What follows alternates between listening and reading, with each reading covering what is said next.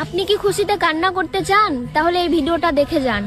একদিন আল্লাহ এক বান্দাকে বলল যে তুই যতই নামাজ পড়, যতই সিজদা কর, তোর ইবাদত আমি কখনোই কবুল করব না।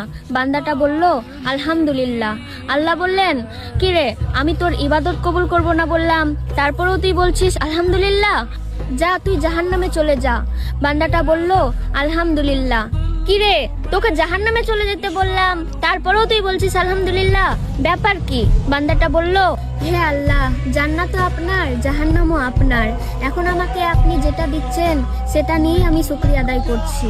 তখন আল্লাহ বলল যে তুই কি জানিস না জাহান্নামের কষ্টটা কতটা ভয়ঙ্কর, কতটা যন্ত্রণাময়? তুই সেখানে অনেক কষ্ট পাবি, অনেক কষ্ট পাবি।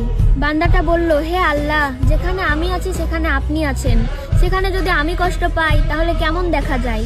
মায়ের কোল থেকে যদি সন্তান পড়ে যায় তাহলে মা কতটা কষ্ট পায়। আমি জানি আমি জাহান্নামে পড়ার সাথে সাথে আপনি অনেক কষ্ট পাবেন। আপনার নামে না রহমান আছে, আপনার নামে না রহিম আছে, আপনি না দয়ার সমুদ্র।